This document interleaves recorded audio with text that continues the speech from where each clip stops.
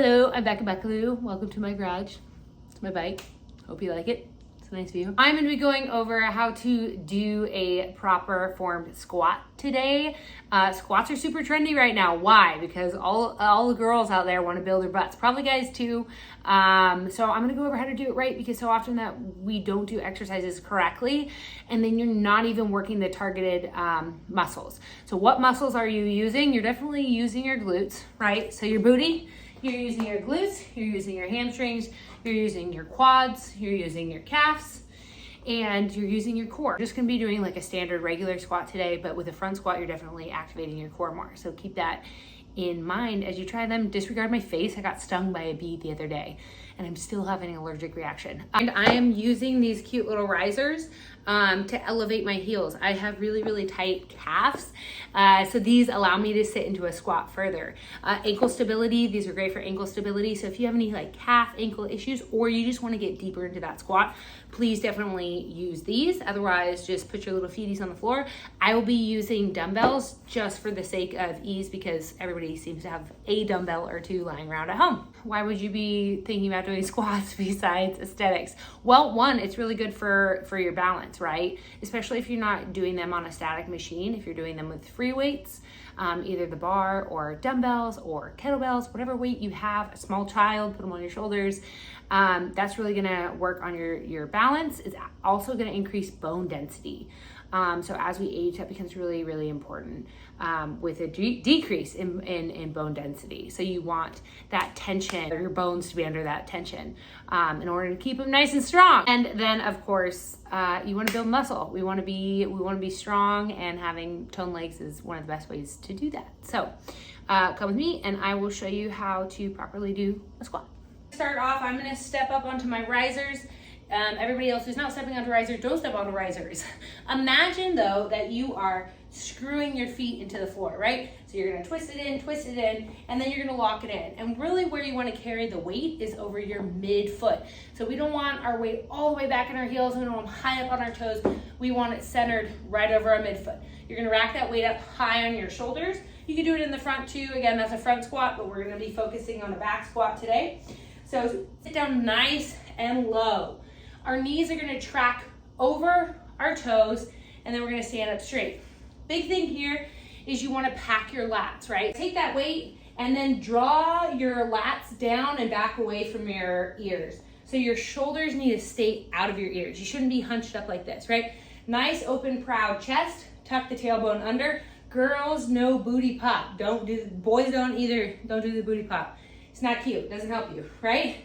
So pack our lats, drag them down away from our shoulders, and then we're gonna engage our core, right? We really, really wanna stabilize our core when we're lifting, especially with squats. It becomes very important because you don't wanna compromise your lower back. So, nice deep inhale or inhale on the way down, and we're gonna sit down right over that midfoot. The knee's gonna track over the front two toes, and then stand up nice and tall. Nice and slow on the descent, right? And then we can explode up on the rise. Explode up on the rise. Your hips can live over your feet. That doesn't make any sense. You really want your weight to be centered as you sit down, right?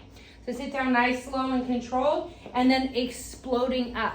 The biggest thing here is you don't want your knees to concave in, right?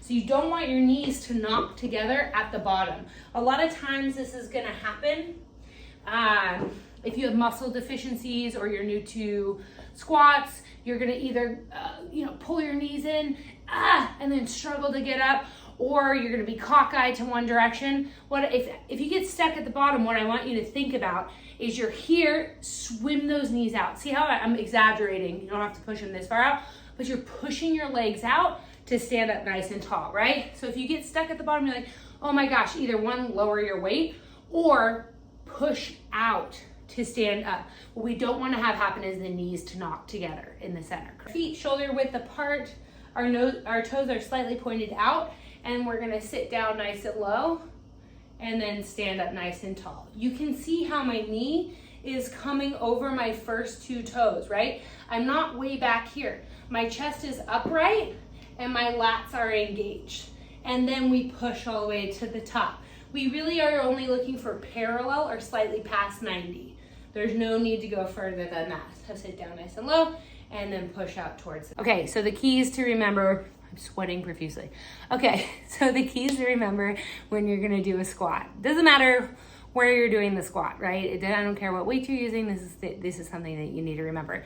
You lock your feet in, right? Imagine you're drilling them into the ground. Once they're there, they stay there. Knees, or toes rather, are slightly pointed outwards. The feet are right underneath your hips or slightly wider, depending on your personal preference and also genetics and everything else that goes into how your body's shaped. So don't think if you see somebody doing a squat and they, they're pointed slightly different, it's a no-no. You can definitely do that. Sit down nice and low, open chest, right? We don't collapse in on ourselves at the bottom. Nice open chest, proud chest as we sit down, pack the lats, engage your core, sit all the way down, and then we're exploding up at the top. I would go off with my breath. So you really wanna have core engagement when you are squatting. So you want to brace your core. A lot of people wear belts for more stability. You wanna brace your core as you're sitting down into that squat, and then exhale on the work, right? Which is the upward movement. Hopefully this was helpful and not confusing. Everybody should know how to do squats. They're really, really beneficial. They're a great compound movement to add to your arsenal. They work, a bunch of different parts of your body at the same time. Don't be afraid to try them out, and don't be afraid to ask for help. If you see somebody who knows what they're doing at the gym, definitely ask for help. If you wanna, start off a little bit slower, Smith machine is great for that. You don't have to work as hard with balance. You're kind of locked in one position. So if you're really trying to find the movement, just do those, do air squats, and then add on weight, and then just slowly scale up. One of the biggest things that I like to remind people of when they're doing exercises, so a lot of times you think, oh, let me pack on the weight, pack on the weight, pack on the weight. Don't do the weight until you got perfect form.